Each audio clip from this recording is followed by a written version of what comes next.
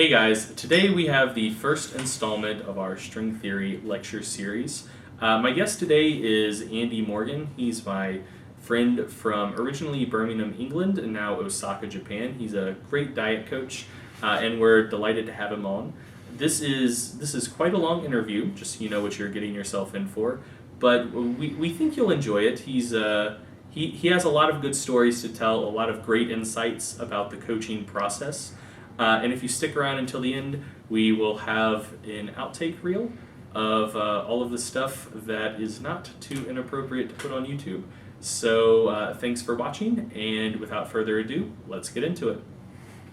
Hey guys, welcome to the first installment of our string theory interview series. My guest today is Andy Morgan, and this episode is brought to you by the La Trappe Quadrupel.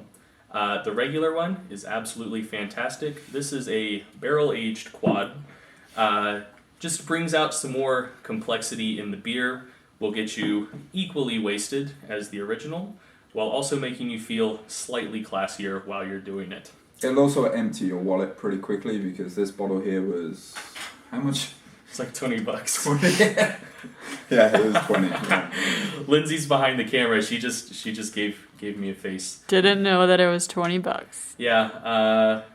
Well, we live in North Carolina where cost of living is pretty low, so we spend money on beer and toys for Oswald, and that's about it.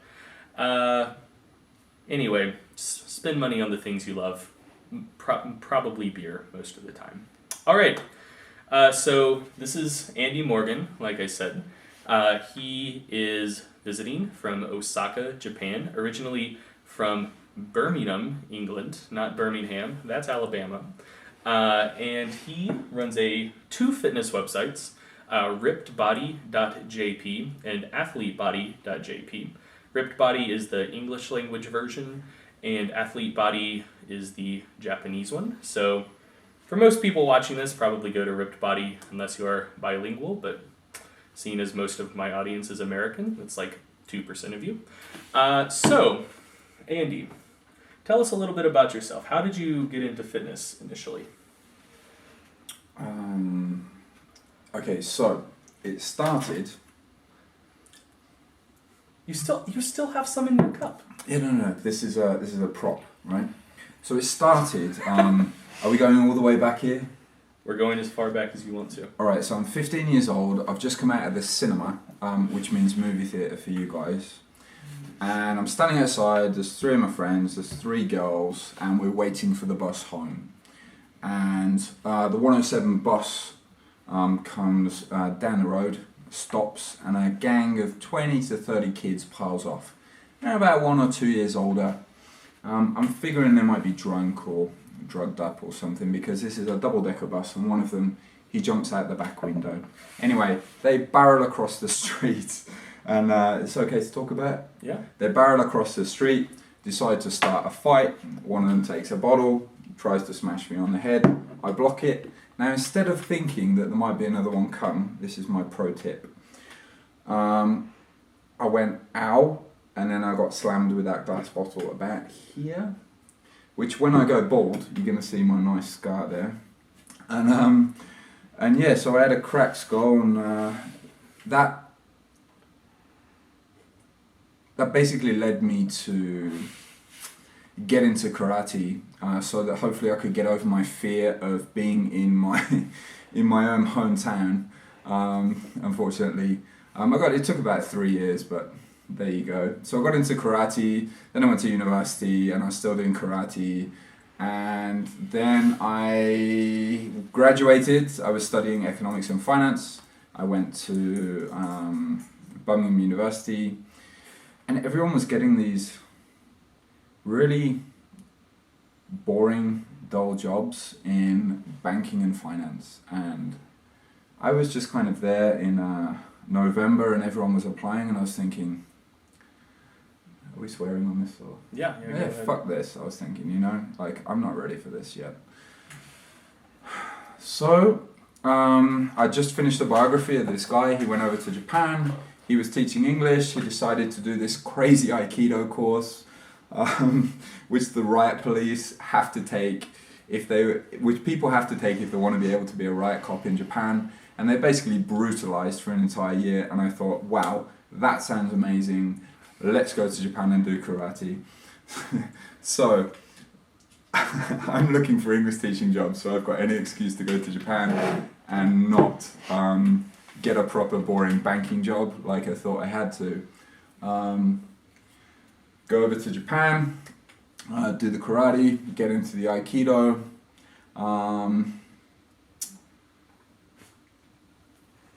This isn't making any sense, right? It's making sense. Okay, so I get into you got your ass kicked. Yep. You wanted to not get your ass kicked. Yep. You liked learning how to kick people's asses and not get yours kicked.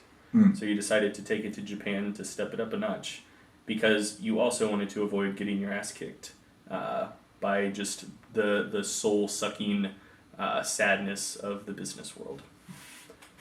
Something like that.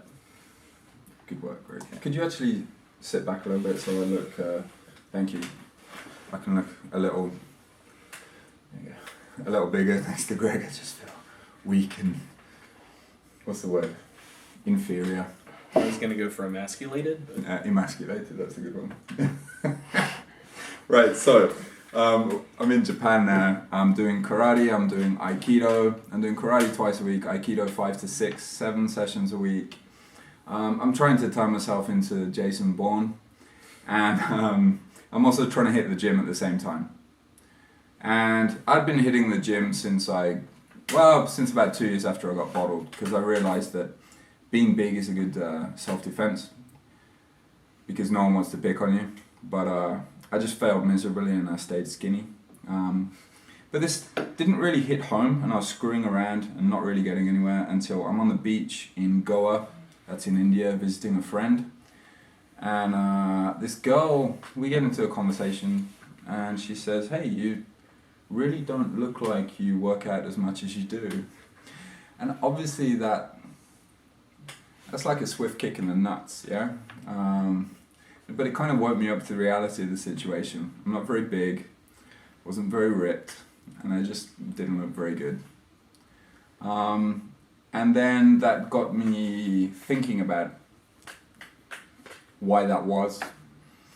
And then that got me thinking about proper training and nutrition.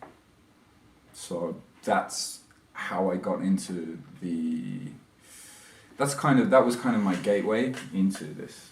All right. Yeah. So Andy, what does a typical day in the life of Andy Morgan look like? What does Andy Morgan do? So let's talk to you about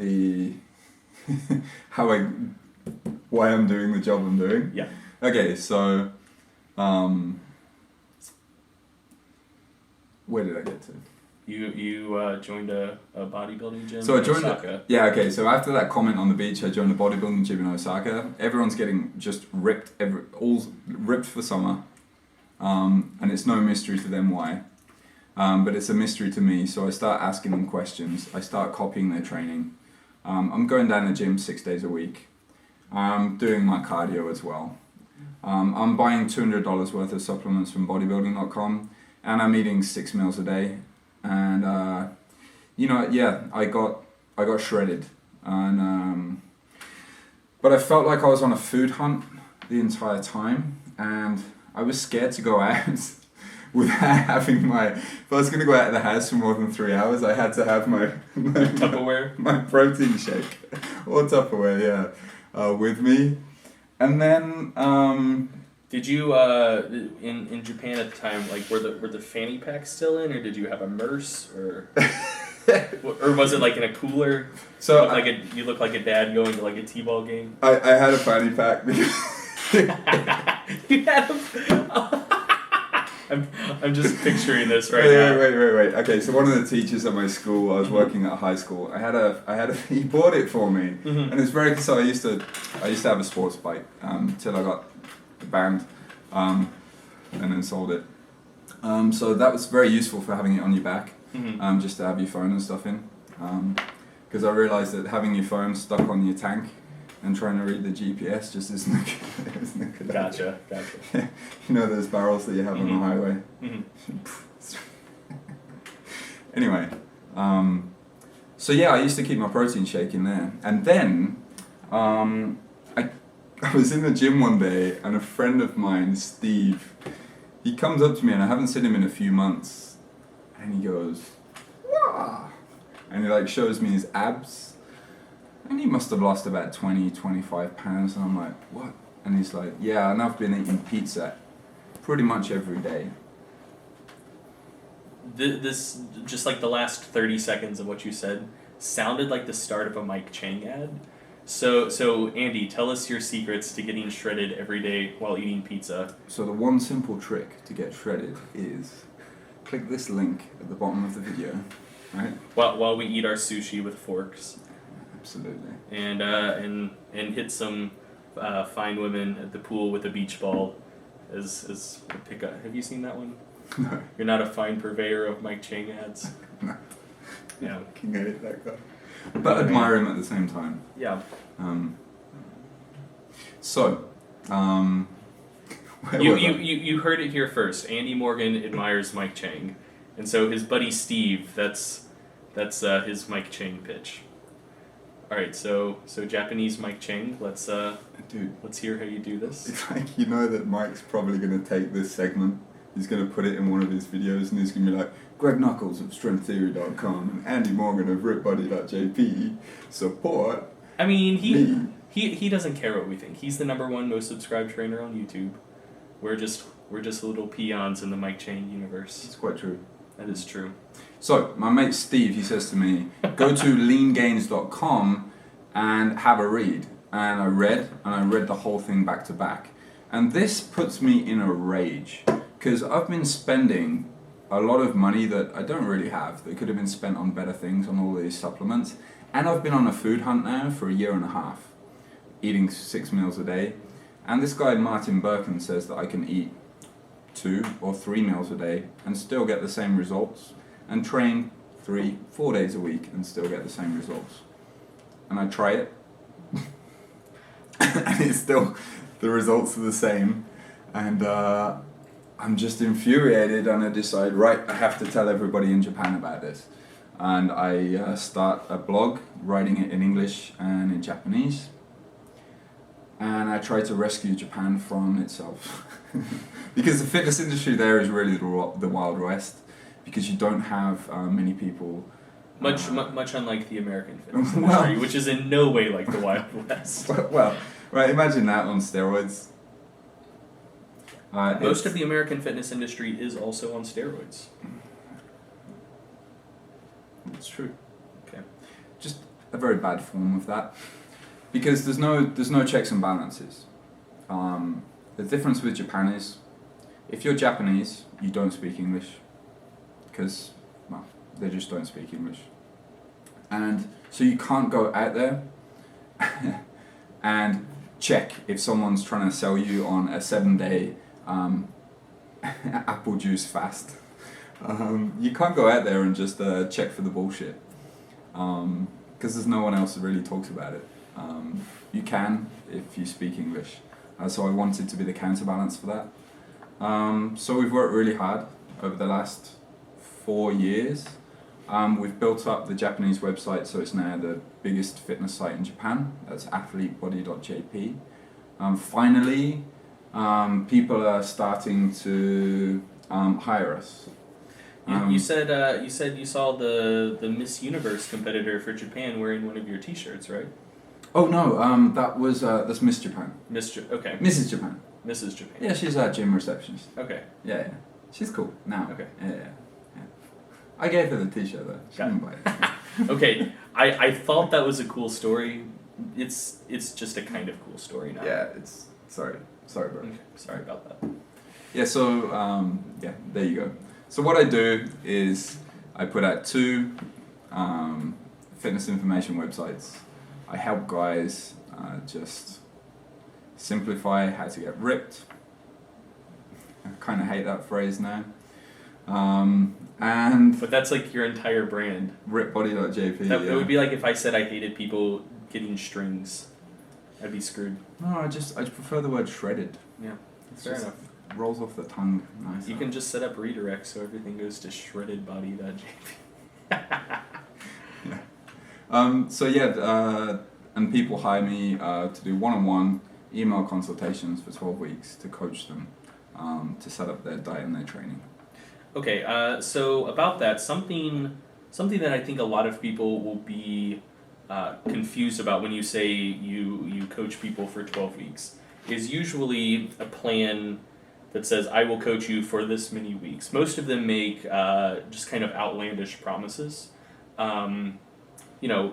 where you say basically like, no matter how big you are, like I'll get you shredded in this period of time, or you'll lose X amount of weight in this period of time. But you do that quite a bit differently.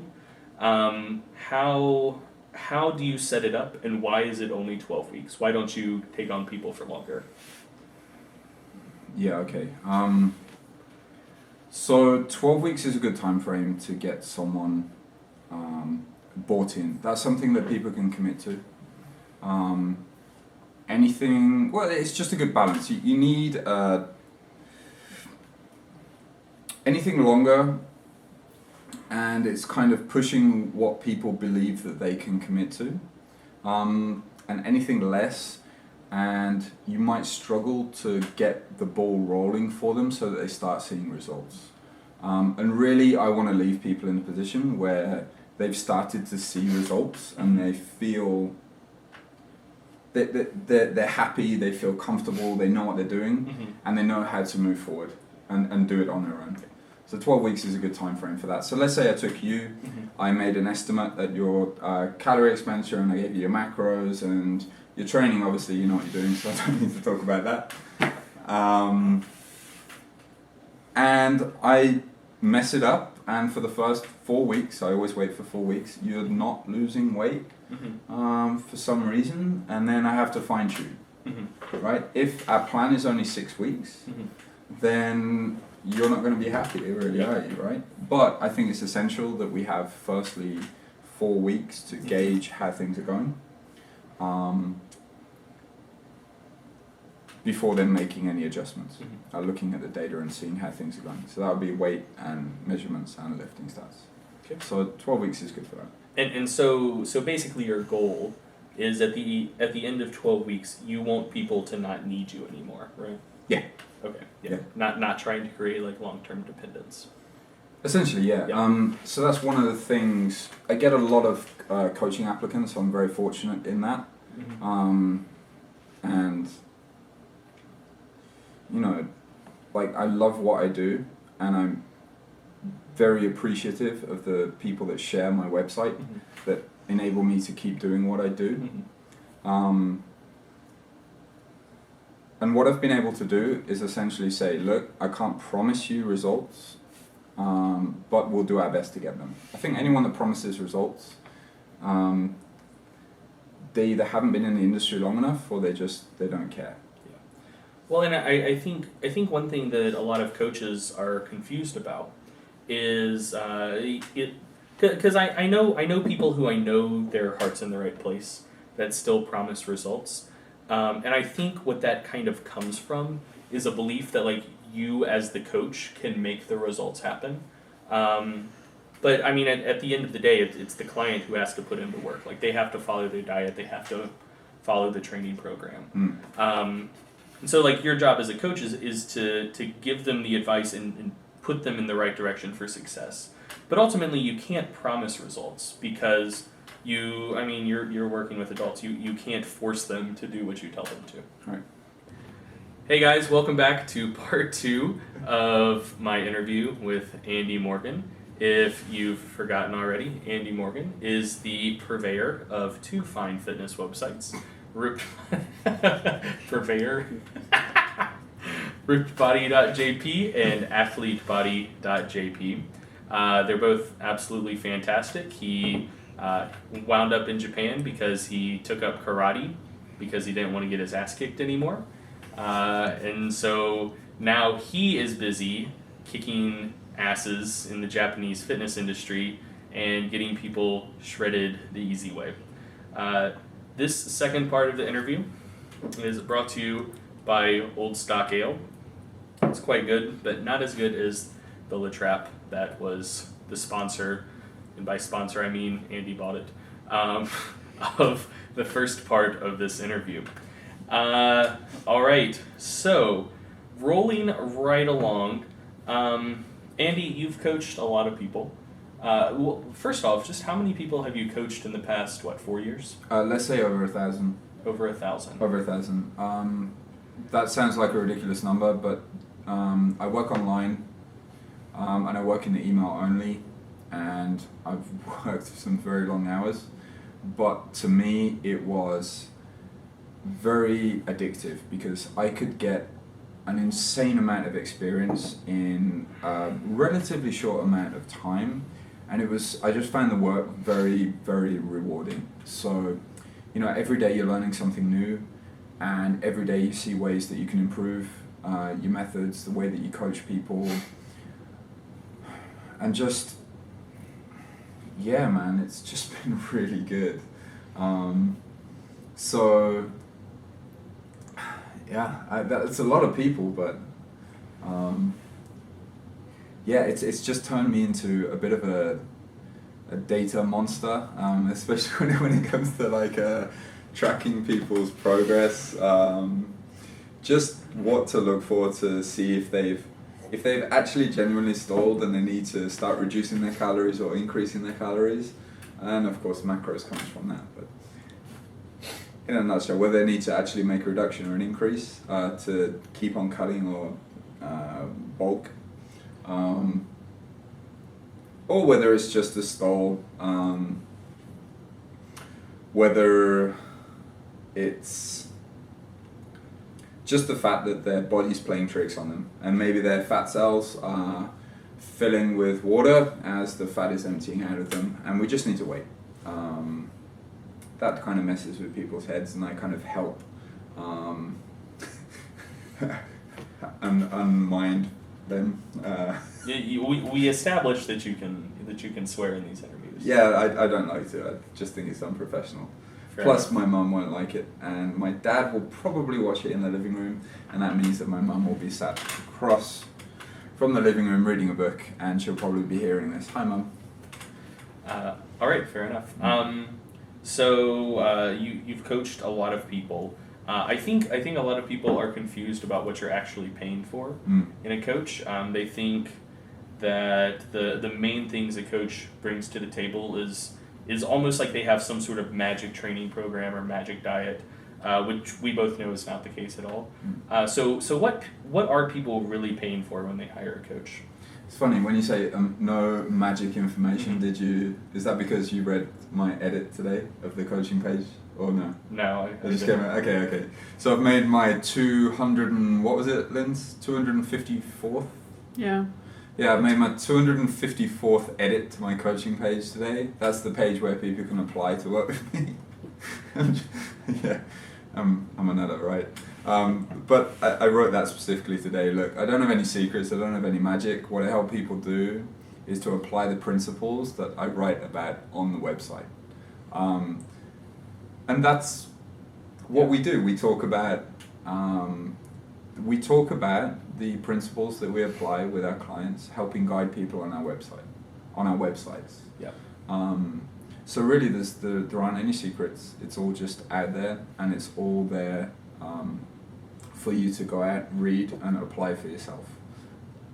So why would you hire a coach? Man, this sounds like a sales pitch now. It's really not. I'm not even coaching at the moment. Okay, so and you're not either, right?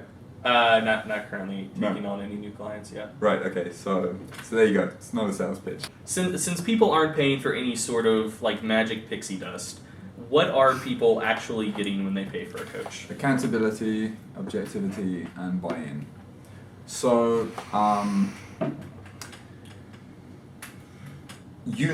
I know, every coach out there knows that it's pretty much impossible to work with your siblings, your parents, or any of your friends. It's because even though they want to respect what you say, the information that you're going to give them is free. And when something's free, you don't respect it, you don't act on it, you don't implement it. So it doesn't mean as much to you.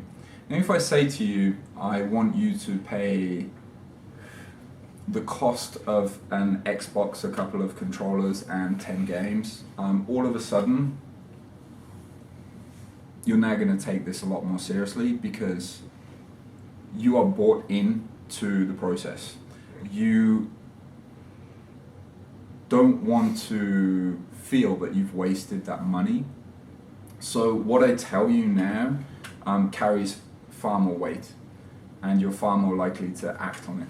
Or you will act on it. I mean, that's one thing I do, I think you probably do too. Mm-hmm. If I get the impression that someone's not going to act on their information that I give them, then I just don't take them on as a client. That's one thing. Because it's a waste of our time and their money. Yeah, I mean, like my business, your business, Yeah. It's all word of mouth. I don't have any adverts. Like, if I'm going to work with someone who's not going to be successful, that means I'm not taking on someone who could be successful. And that person who could be successful, I mean, I don't know who they're going to be. Like, this guy, at the minimum, he's going to be walking around, feeling good, looking great, being just this referral machine for me. And people are going to ask him how he did it. They're going to say, yep, I read this website, I ended up hiring the guy, but the information is really good. You don't have to hire the guy. And it's like, what, 99.9% of the people that come to the site, Mm-hmm. they just go there, they get the information, they go away and they're successful. And some of them send me a message and I say, thank you very much, and that means a lot, right? But that 0.1%, they apply, some of them end up being clients, and that keeps me in clean undies and expensive beers. It's a win-win, right? Yeah, I lost my chain of thought. So that was buy-in. That was buy-in, yeah. Objectivity and accountability. Okay, so objectivity. So you can read what's on our websites and you can decide, okay, I'm pretty sure this is for me, but there's a high value in one of us saying that, yes, that is for you, that's what I want you to do. Just that mental switch and mindset is just going to make you do better. Also, when you're dieting down, especially when you're taking people from, not from like 25 to 20 or 20 to 15, but like, let's say 12 to sub 10% body fat, especially when you get sub 10% body fat, people start second guessing everything they're doing, just because you have to take things very slowly so that they don't lose muscle. So, I mean, at the lower end of this, you're talking like half a pound of fat a week. People can drive themselves completely nuts when they get like a water weight fluctuation, or, you know, let's say they had some particularly salty food, right? They can just completely lose their shit. And the first thing they want to do is make a reduction in their calorie or macro intake, right? And I'm here to save them from doing that. Because you want them, at the end of their diet, to be eating as much as they possibly can, so that their mood is high, their libido is high, their training is, you know, on point. They're training as hard as they can so that they're not losing any muscle mass. So, yeah, we help take that mental game out of it for them. Those mind games that happen when you diet down, and again when you're bulking as well. That's another big thing. You're just here to, you know, give people a hug. Tell them it's okay, man. It's normal. It's normal. Is what I'm experiencing normal? So many people, they just want to say, yeah, bro, that is. Yeah. It's absolutely normal. Well, and it's not just diet too, it's also training. Yeah. People have one bad workout or one bad week of workouts. Oh, God. Yeah. And I mean, people can have bad days at any point for literally any reason under the sun. A bad week, more often than not, they'll be like, my numbers were way down this week, didn't have very much energy. And the first thing I'll ask is like, well, was there some sort of aberration in your life? Like, were you not sleeping as much? Did you have a deadline at work? And I mean, almost every time they'll come back with like, oh yeah, like I had something going on in my life. Like I had some sort of family emergency. I had a big deadline. I was only sleeping 5 hours a night. I'm like, Well, there's nothing wrong with the training program then, and there's nothing wrong with you. I mean, that stuff definitely comes first, and if your training takes a hit because of it, I mean, that's life. But then the next week, as soon as you can get back on the wagon, I mean, things are fine. There's not an issue with the plan. And the only time that you would really need to make an adjustment in that situation is if, say, there were, like a month or two of stuff like that with really no end in sight. But I mean, yeah, just life happens. And a lot of people are way too quick to just completely scrap a plan or make big changes just because they had a bad week or even a bad day. And one of the biggest things I do as a coach is just be like, nope, things are working. You have 12 solid weeks of training behind you. This was just the one outlier. Like, just keep forging ahead. And 9 times out of 10, like, as soon as their schedule gets back to normal, things are fine. Absolutely, yeah. Accountability, that was the third point we had noted down.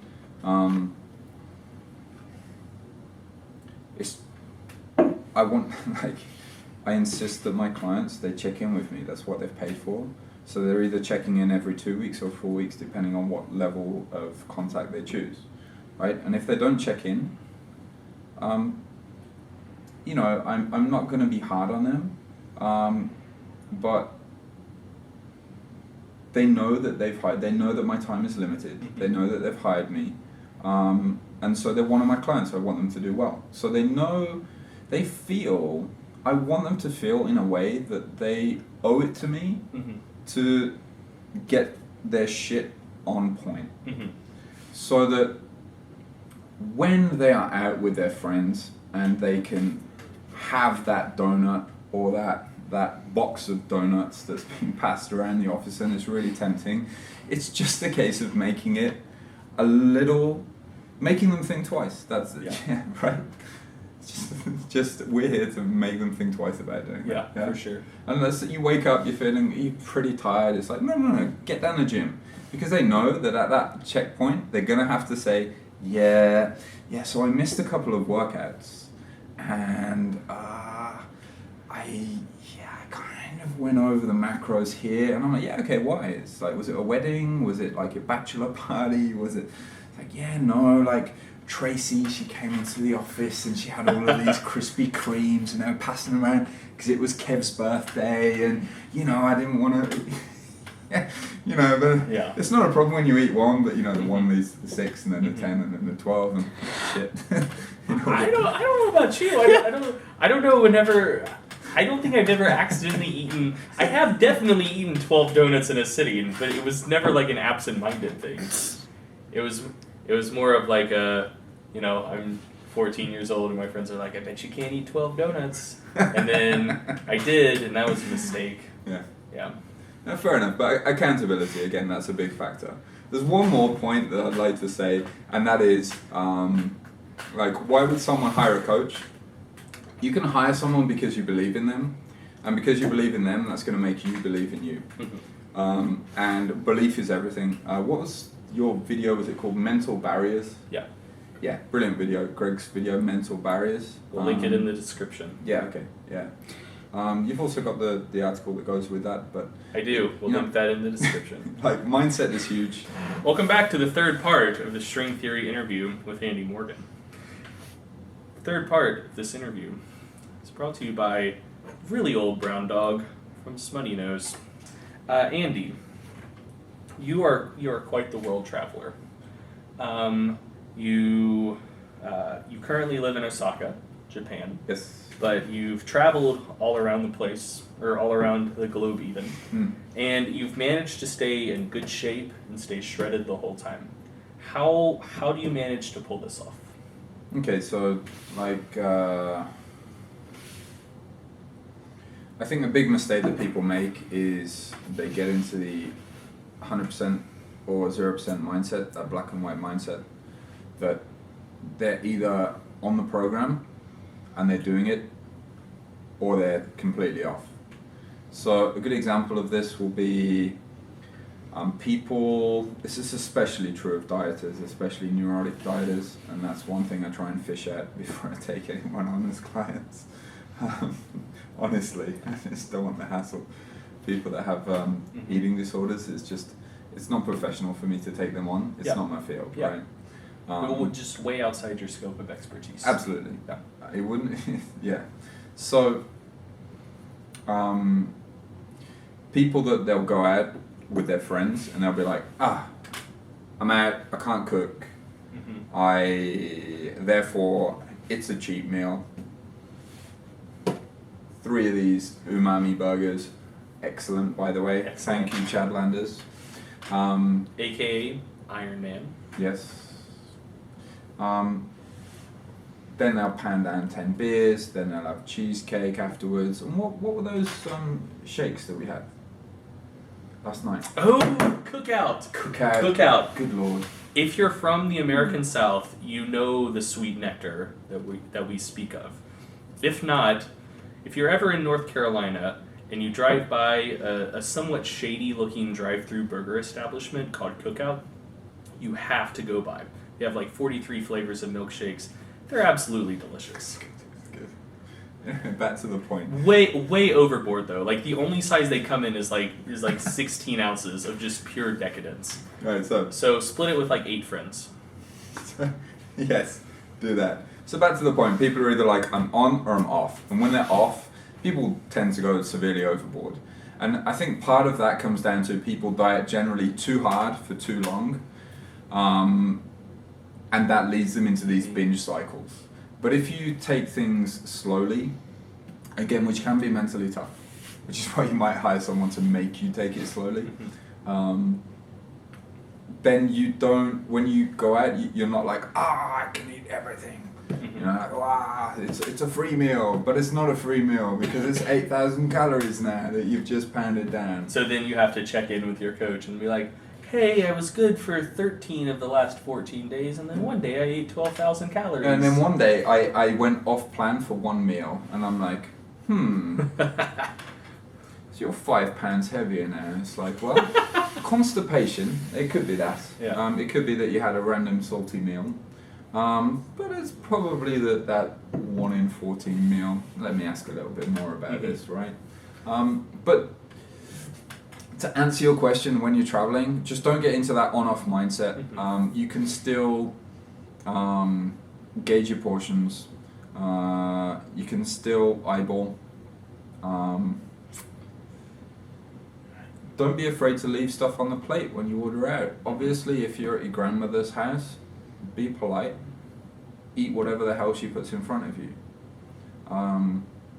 But when you're eating out at restaurants, you don't have to eat everything just because it's on the plate.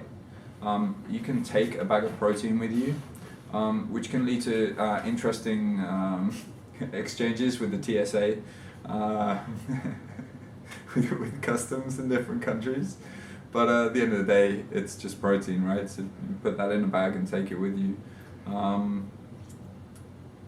Yeah, and if it comes to it, you can do some workouts either in a really crappy hotel gym or even in your hotel room. It just requires a bit of dedication, right? Just get up. You can do bodyweight squats. You can try some pistol squats, push-ups, go outside, chins on a branch in the park.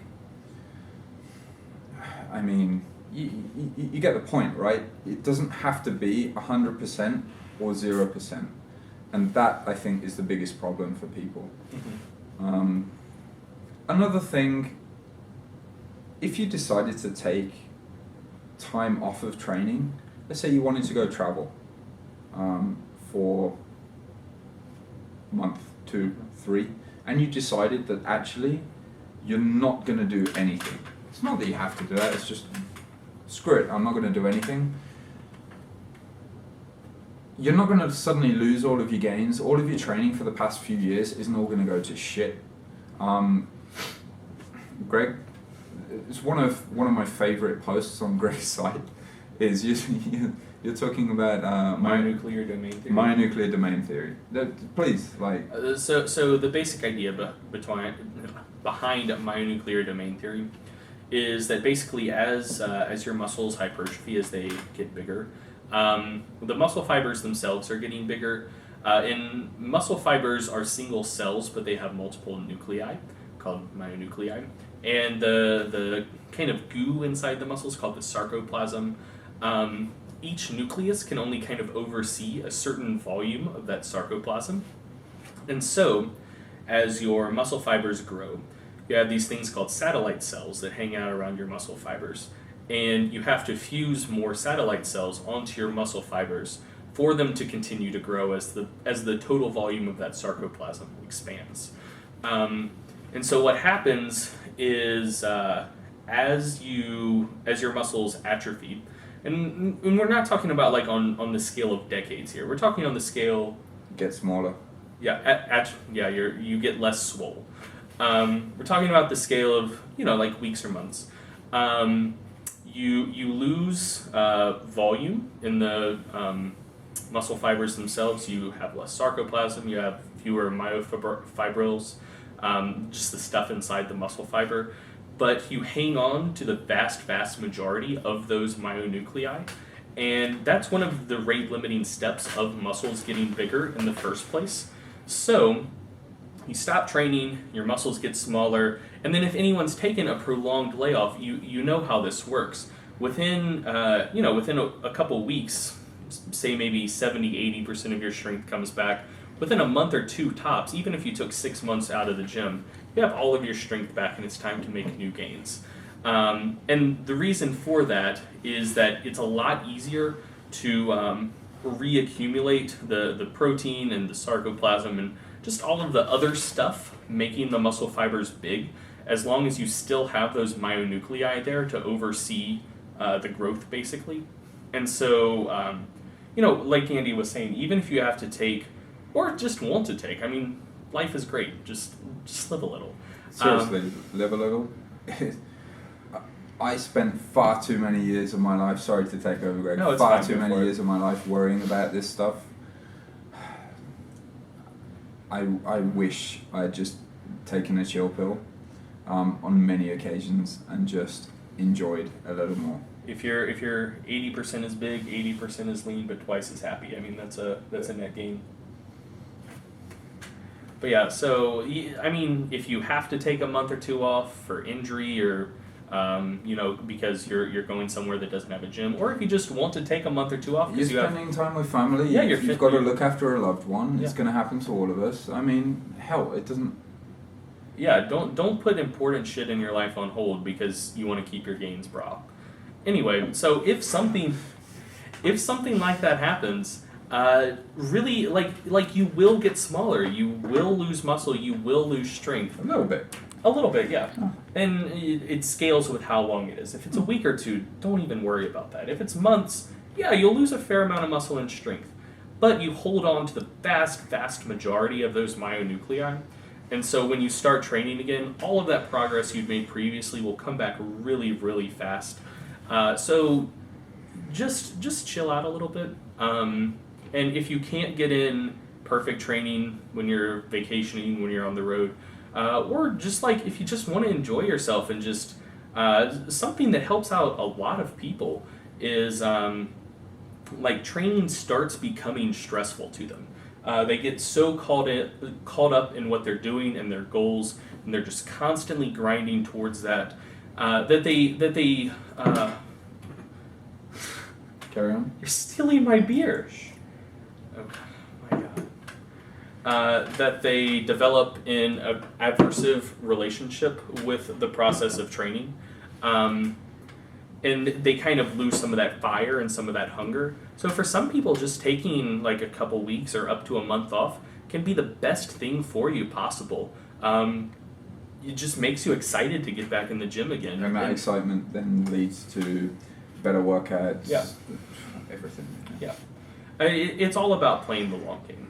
And if that means living your life a little bit and losing some gains in the short run, that's really not an issue. Because they'll come back quickly and you'll be mentally refreshed when you do come back to it. All right. So Andy, moving on to our next topic. You got a lot of your initial audience and notoriety from bringing lean gain style intermittent fasting to Japan. What is your current take on intermittent fasting? Actually, what happened was Okay. I didn't bring intermittent fasting to Japan. Well, I did now, like 4 years later. But I got.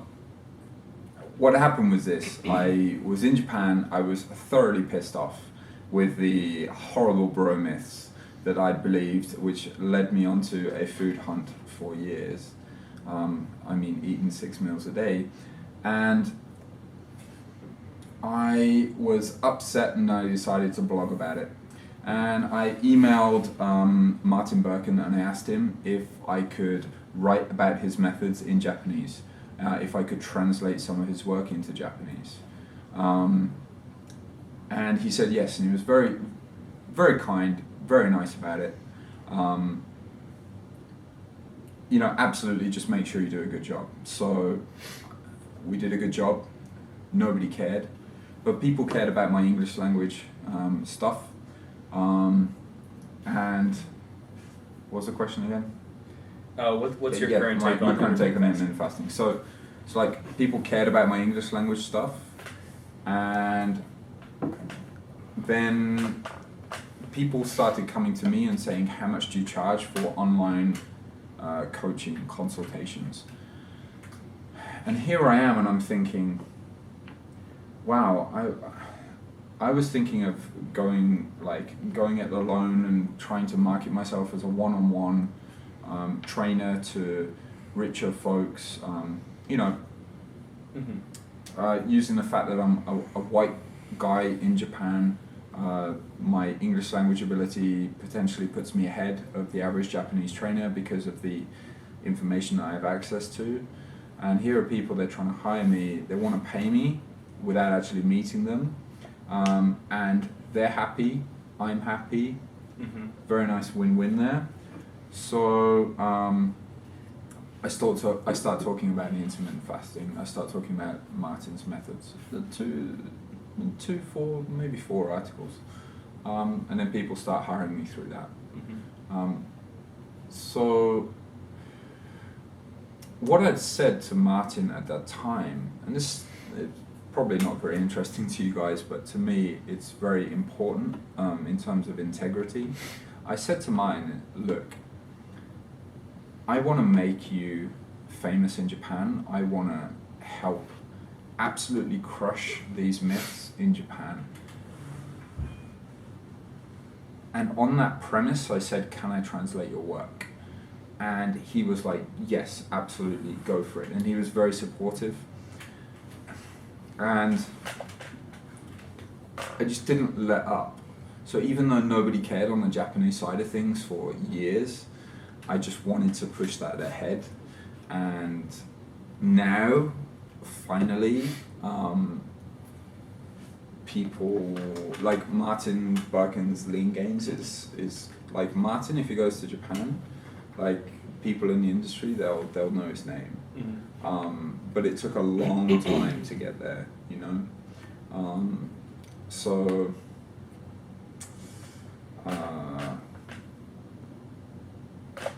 Yeah, I forgot my point on that. What was it? The question was, what is your current? What is my current take on it? But you said before that like about. Oh yeah. Sorry.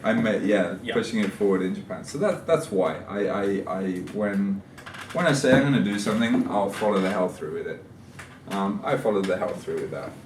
My current take on intermittent fasting is pretty much this. It is a very convenient and easy way of setting up your diet.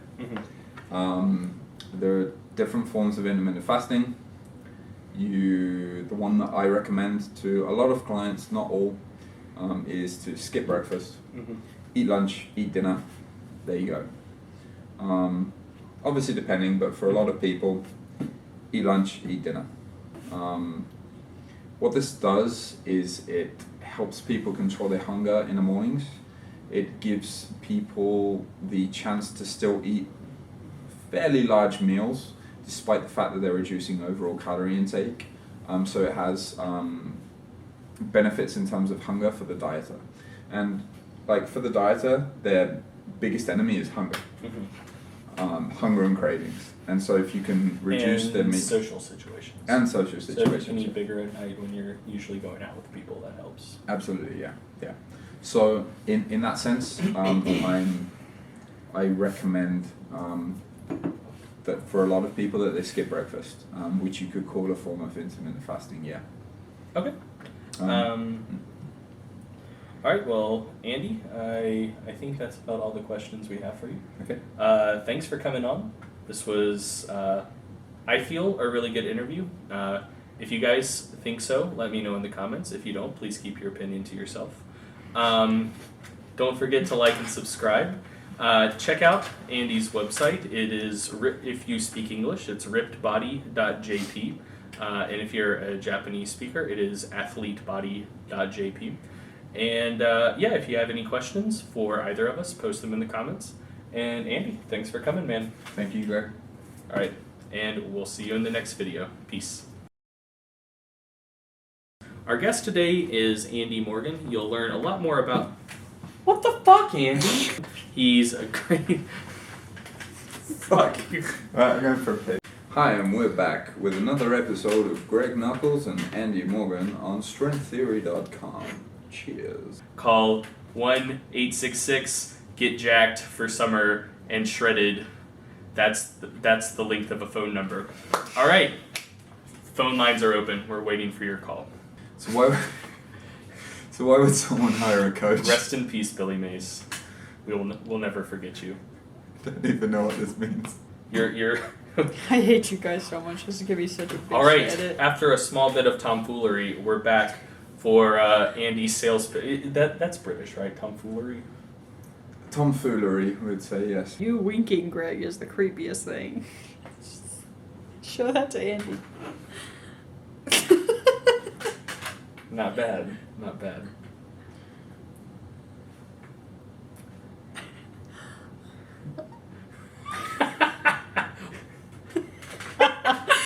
What is...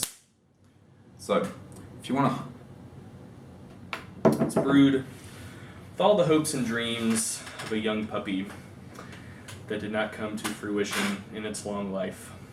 But it can still sit gracefully on a couch and observe its owners going about their day-to-day life. What, Lindsay? What's wrong with you? What the fuck? That was really sad. It lived a happy life. Okay. It dreamed. Its dreams didn't come to fruition. No. We should leave this No, in. This is the best bit. This is the best bit. All right, just to bring you up to speed on things, Andy's very intimidated by Lindsay. It's just really not a good field for canines to get into these days. You see me rolling.